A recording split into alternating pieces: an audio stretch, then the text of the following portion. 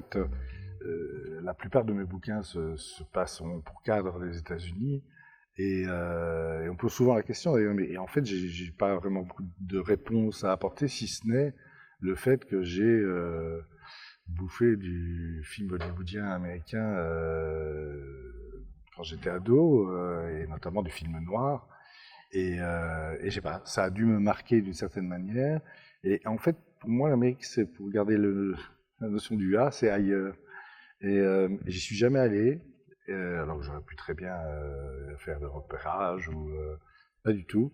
Mais c'est pas utile, ça m'intéresse pas d'y aller. Pour moi, c'est un fantasme et c'est une comment dire, Hollywood a très très bien exporté sa mythologie et j'en suis une victime tout à fait consentante. Et voilà, c'est ce fantasme des États-Unis qui m'est resté de mes visions de films.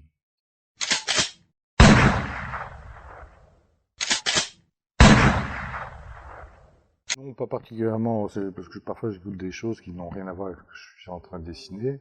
Bon, mais il se trouve qu'effectivement, dans la route de Selma, il y a comment Chris Isaac, mais ça c'est le scénariste parce qu'à l'époque où il a écrit l'histoire, ce morceau de Chris Isaac passait tout le temps en boucle à la radio, et donc il l'a intégré dans le récit pour le dater aussi dans le temps.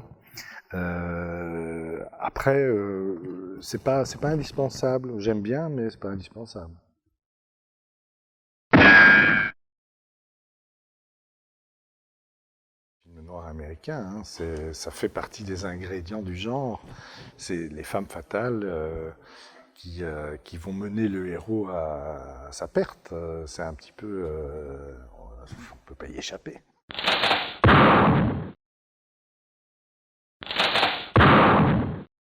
Oui, oui, c'est vrai que bon, ben, en plus, quand je dessine, je ne vais pas nécessairement faire un casting en essayant de prendre tel acteur et de l'intégrer à mon histoire. C'est pas du tout mon objectif. Au contraire, alors, je m'inspire effectivement de certaines gueules, certains personnages qui m'ont marqué, mais j'essaie jamais de leur ressembler, enfin que le personnage leur ressemble. En fait, c'est quelque chose que je n'aime pas trop en BD. Quand on reconnaît un des personnages et qu'on dit ah mais ça c'est un tel, ça c'est un tel, je suis pas fan de ça. Un problème de dessin et un problème, je dirais, de vocabulaire graphique qui m'interdit, vu le dessin que j'ai, qui est un dessin relativement linéaire, assez cerné, etc. Donc il n'y a pas de petits grisés, il n'y a pas de petits traits.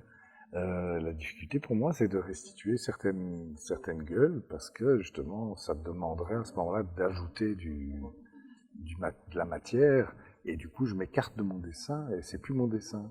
Et donc, j'ai toujours ce problème-là. J'ai eu à dessiner des personnages ayant existé, je veux dire, genre Kennedy, par exemple, à dessiner, c'est une horreur, parce que pour qu'on reconnaisse Kennedy, c'est pas évident du tout, quoi.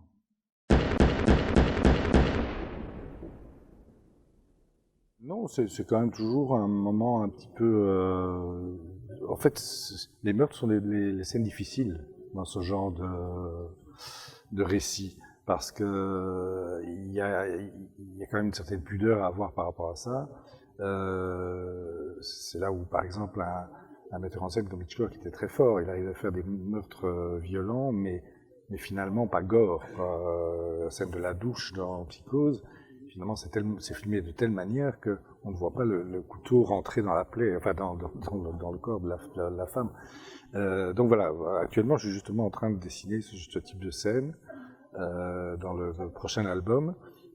Donc un mec qui larde sa compagne de coups de ciseaux à bois. Et donc c'est assez difficile à faire parce que il faut qu'on sente la violence, il faut qu'on sente la peur, l'adrénaline, mais en même temps il ne faut pas non plus que ça vire au sanguinolent, quoi. Ça m'intéresse pas non plus.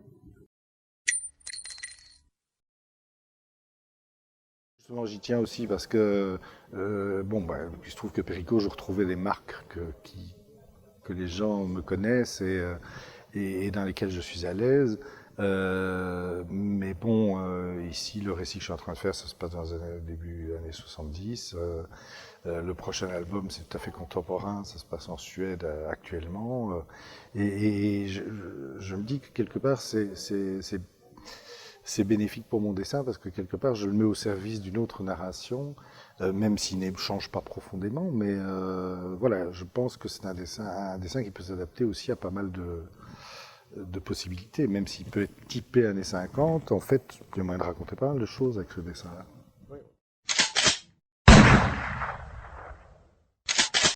Comme le film noir s'apparente quand même pas mal à la tragédie grecque, c'est-à-dire que ce sont des personnages qui sont... C'est la victoire obligatoire du destin sur l'homme. Et le récit, il est là pour glorifier les efforts que fait l'homme pour y échapper. Il n'y échappera pas. Et donc, c'est un peu ça le principe. Et donc, effectivement, le côté piège, le côté fatalisme fait partie totale du principe du roman noir.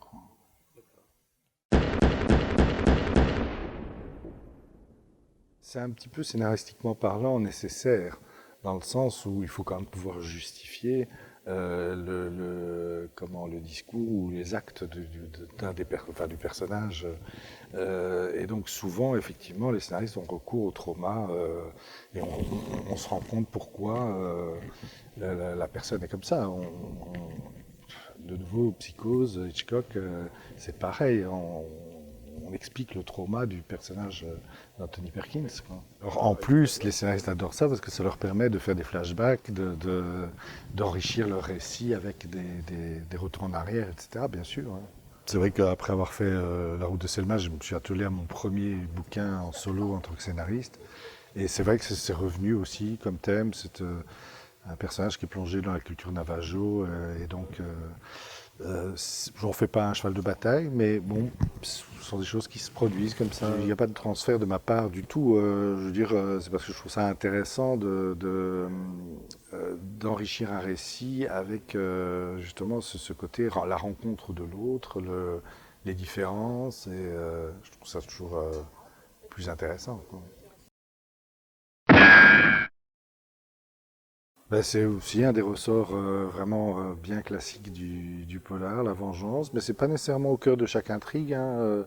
En fait, c'est drôle parce que pour l'instant, justement, avec cette nouvelle collection Ligne Noire, je suis amené à rencontrer plusieurs scénaristes qui me proposent à chaque fois des choses différentes.